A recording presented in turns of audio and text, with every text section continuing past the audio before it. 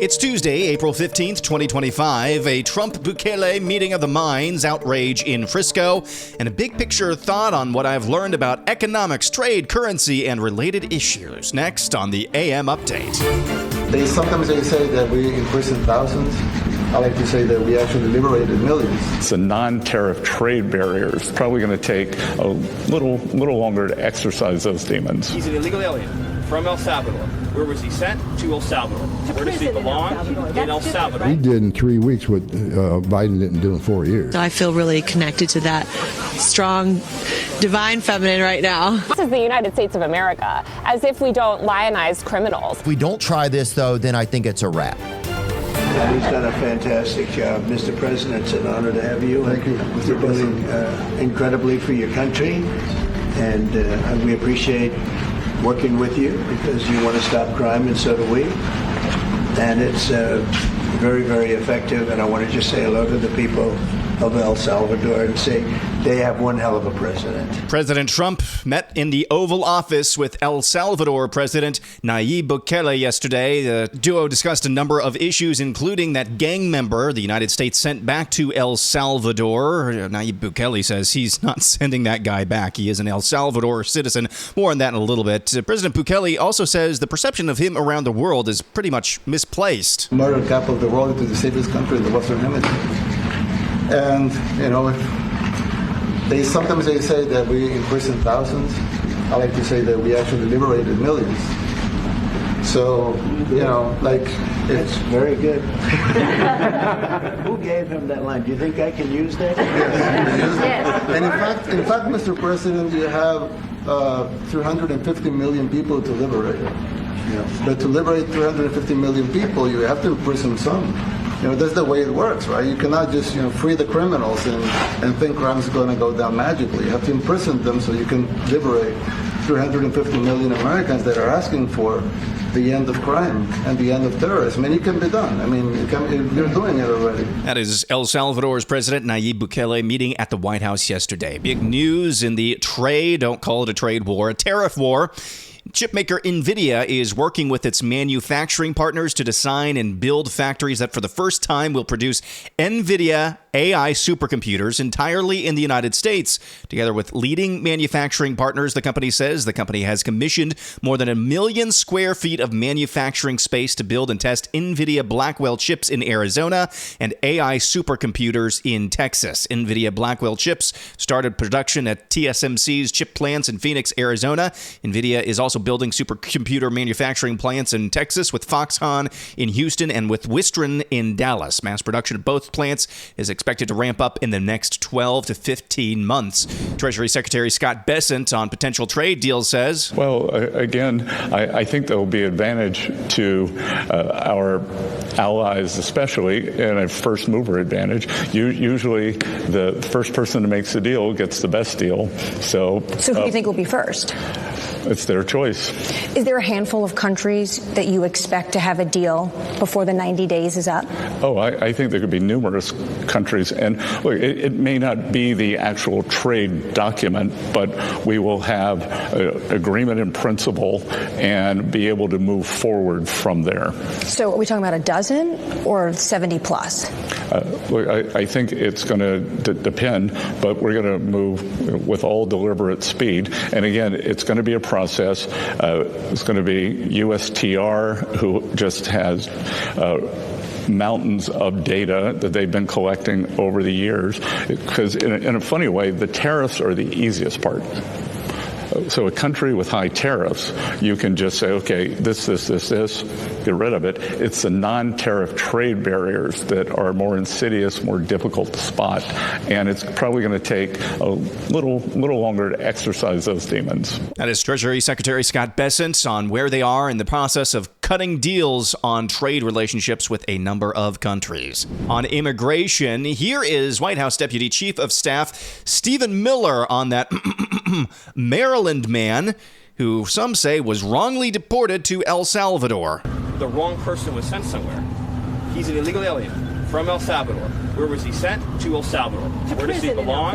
In El Salvador. Right? It's different sending someone home and sending them into a prison that they could remain in for life. It is up to El Salvador how to handle the process for their own citizens.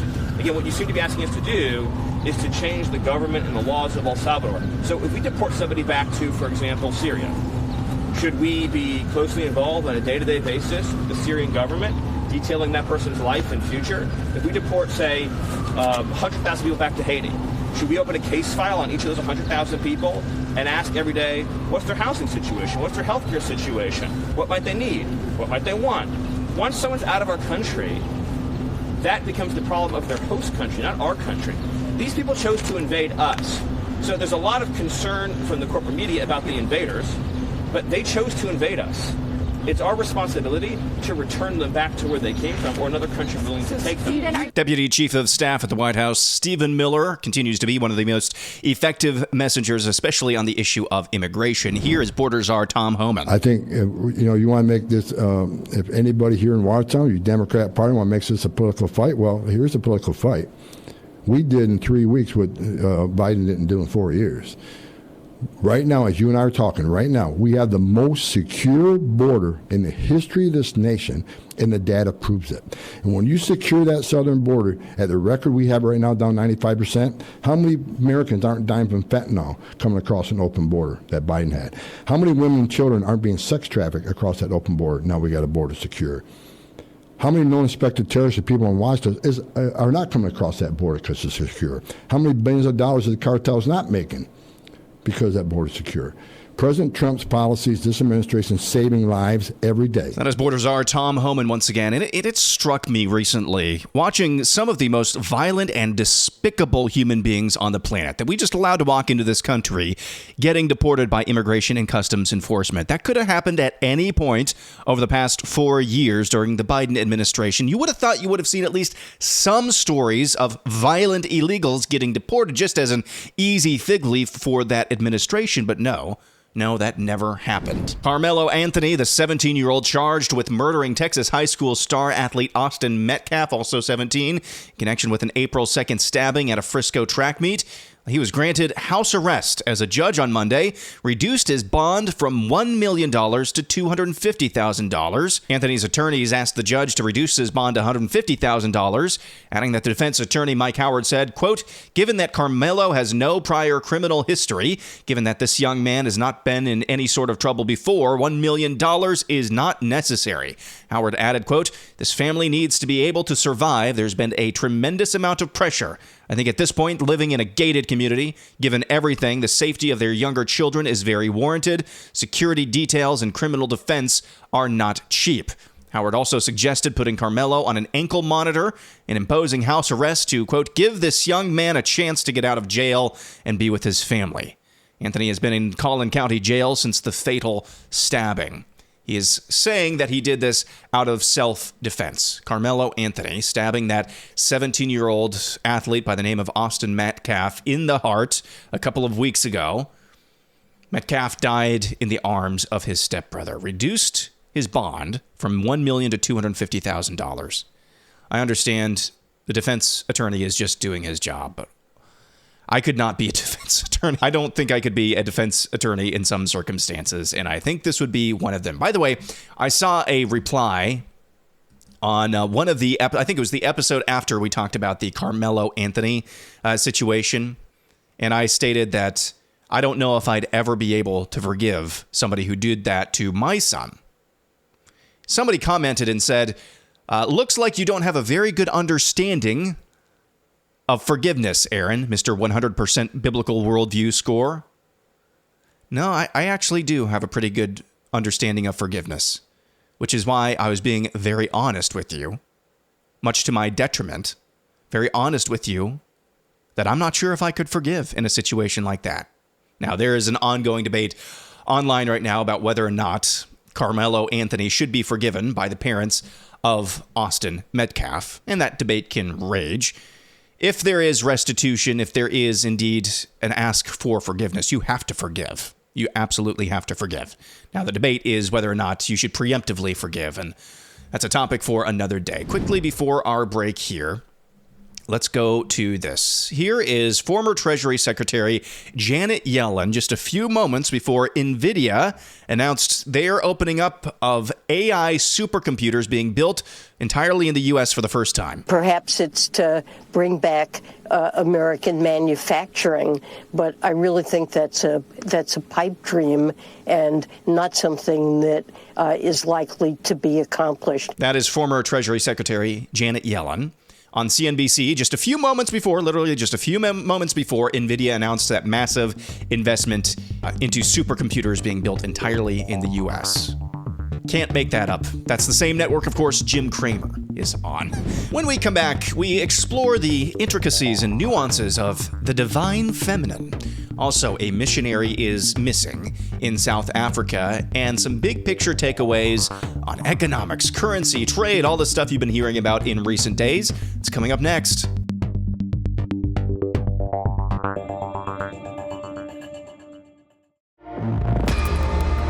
Parachutes deploy from the crew capsule. Those are like the guide parachutes.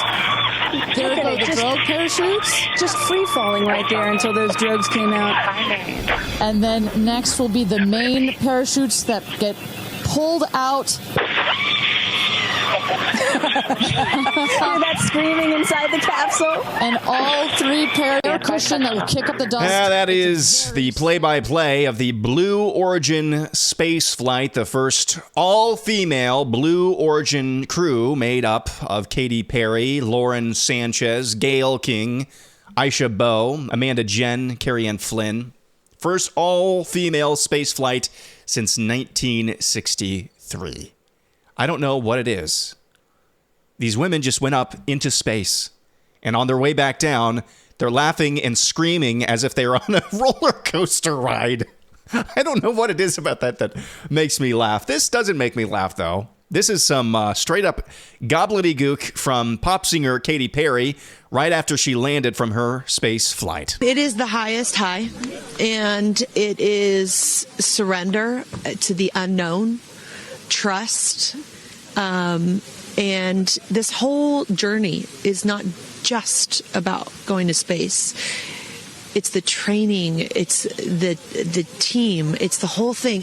I couldn't recommend this experience more. This is like up there with all the, different tools that I've learned in my life, from meditation to the Hoffman process. This is up there because what you're doing is you're like really finding the love for yourself, because you got to trust in yourself on this journey.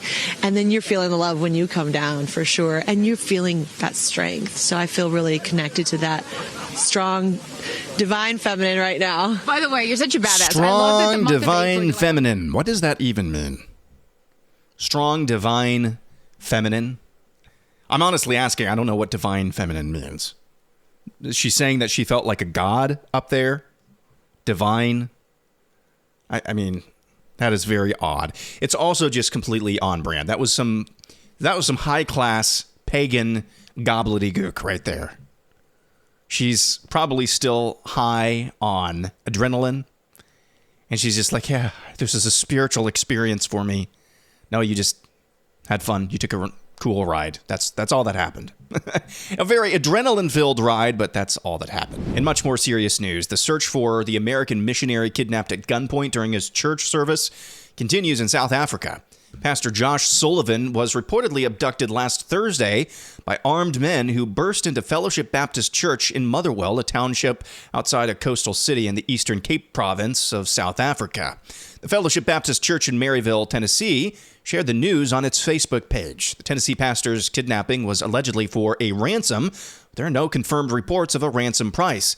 Lieutenant General Avila Fumba of the South African Police Service confirmed to ABC News that the agency's elite hawk unit is investigating the reported kidnapping of a man believed to be the pastor of a local church.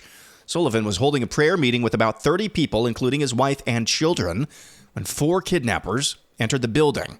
The statement said from the police, but it's alleged that while a sermon was conducted at the church, 4 armed and masked male suspects entered the church. They robbed 2 cell phones, and they took the 45-year-old male pastor with them and fled the scene.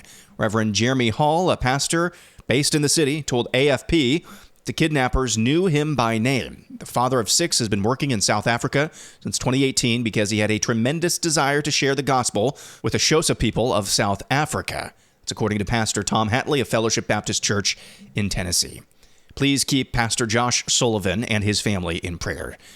It's got to be a living instance of terrorism.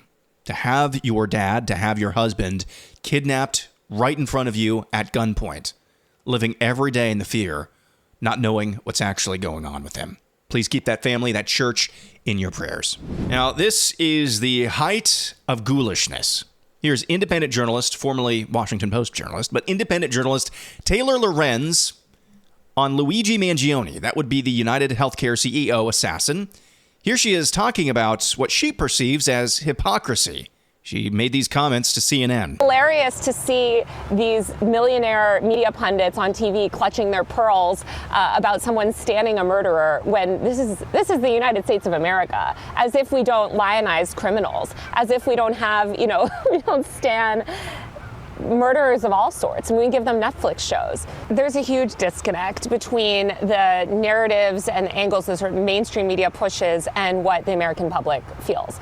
And you see that in moments like this. And I can tell you, I saw the biggest audience growth that I've ever seen because people were like, oh, some journalist is actually speaking to the anger that we feel. The women who gather outside court in New York.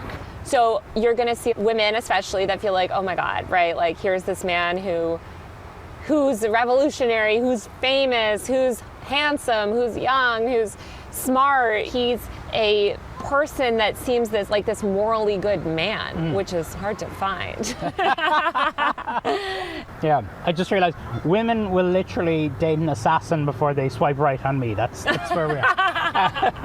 I'm sure you wouldn't like to be compared to a Trump supporter, but some of how people cannot understand why people have sympathies for Mangione strikes me as the same as a lot of media not understanding why people support Trump. I totally agree. It's because a lot of people are just really, really desperate.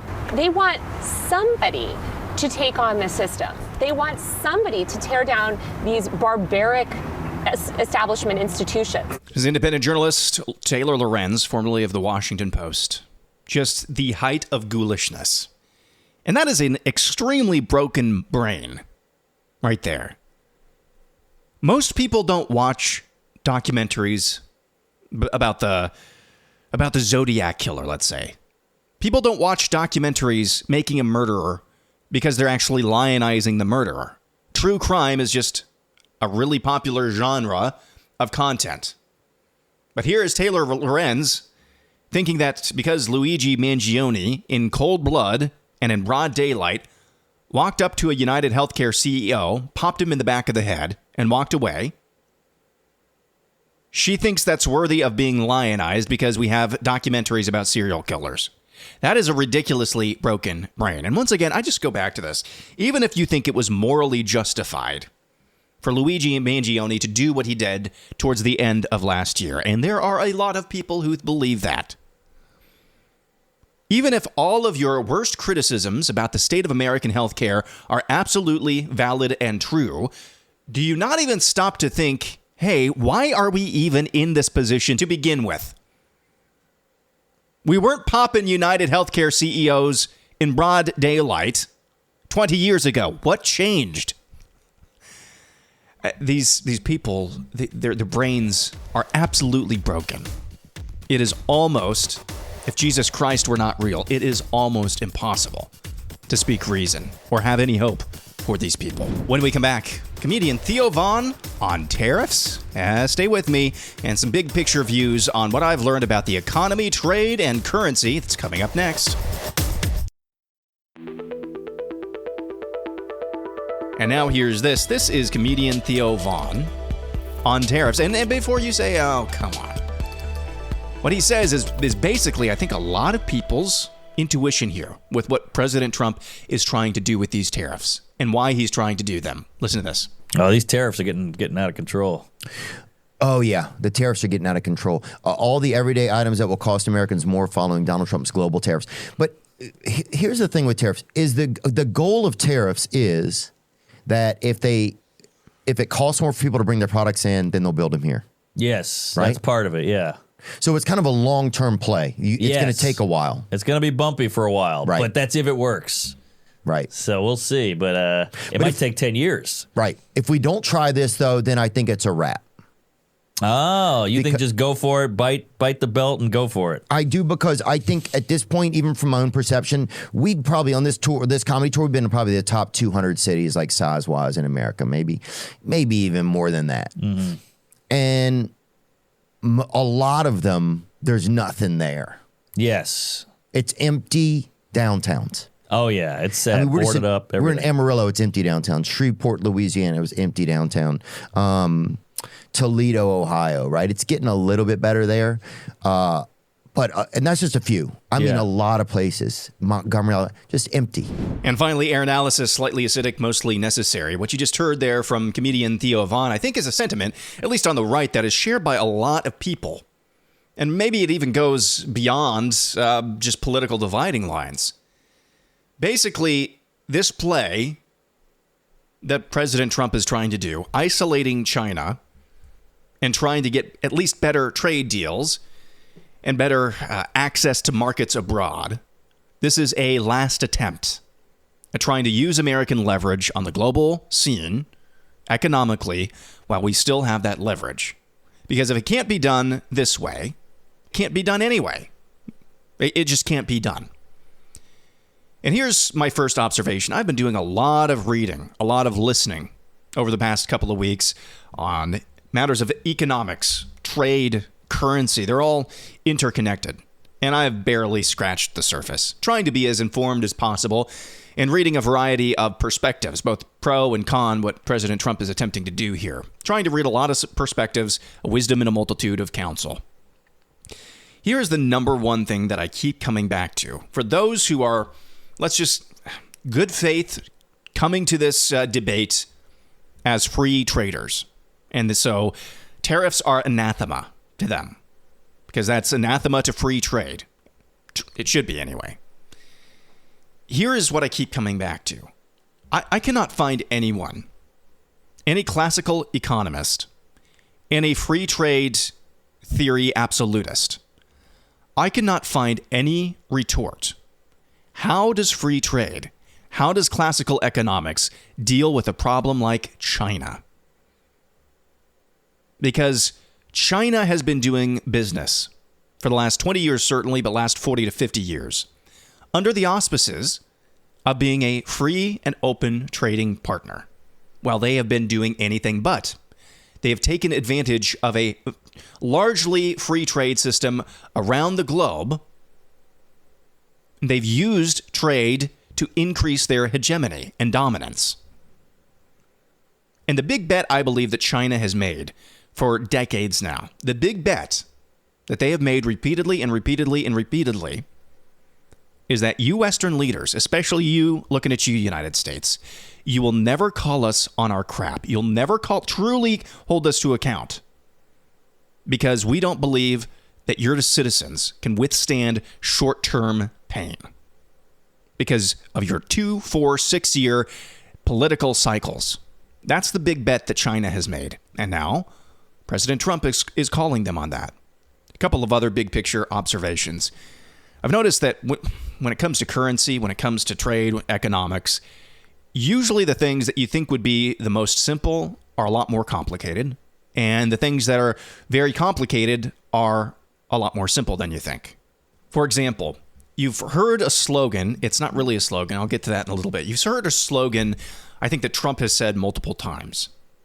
And he said variations of this, but basically, if you don't have manufacturing, you don't have a country. Now, that sounds simple, but it's really more complicated than that. There is actually underpinning there. You don't have a country if you don't have manufacturing. Number one, I think the first thing is, if you're not actually manufacturing at least a good chunk of your own goods, or for your own consumption or your own export, you're going to naturally have these incredible trade deficits and trade imbalances. So that's one thing. The second thing is, it is truly a national security issue. Now, Trump he has said it is a national security issue, but he hasn't gone into more specifics and details. When you have factories are convertible, and we saw this during World War II, factories are convertible into a war machine. It's a lot easier to turn a factory into something that can produce war effort supplies than it is an office. It's a lot easier to do that. So that's something that sounds simple, a slogan, but is a lot more complicated. Finally, the biggest thing, going back to my first point, the biggest thing that I think I've learned. Because classical economic theory and free trade theory have had absolutely no answers for the China problem, a country that masquerades as an international trading partner, but is really just using trade as a means to gain hegemony and dominance on the world stage. How does free trade account for that? It doesn't. I haven't heard anybody attempt to actually address that concern. Because of that, I would like to actually hear your plan for addressing China. Everybody who is picking apart and nitpicking every single detail of how Trump is doing this, what Trump is doing. You have all the Free Trade, American Enterprise Institute. You have all of these think tanks that are just poking holes in every step of the way. What's your frickin' plan for dealing with China? The one thing that they never want to touch, they always want to focus on the tariffs. They always want to focus on the bluster. They always want to focus on the chaos. But how do you deal with China? How do you stop a country like this, who much of the world, including us, are so beholden to? How do you stop them from stealing your intellectual property? How do you stop them from ripping off, from devaluing their currency every time competition starts to get a little stiff? How do you do that? What is your plan for addressing this? It's like the D.L. Moody line. I like my way of doing things better than your way of not doing anything. One way or another, we're going to find answers here if Trump follows through all the way to the end with this. We're going to find out how much leverage America actually has, how little or how much leverage China actually has, and how many people on the world stage, I'm looking at you, Canada and Europe, really just have Trump derangement syndrome and would rather get in bed, if they're not already, with the Chinese Communist Party just to stick it to President Trump. And I can guarantee you, if there are people, leaders in the free world who fit into that category, you deserve every bit of scorn and every bit of consequence for that action. Because I promise you, we are a lot better friends to you than the CCP will be. That'll do it for Tuesday. Back at it again tomorrow. I'm Aaron McIntire, and this is the AM Update.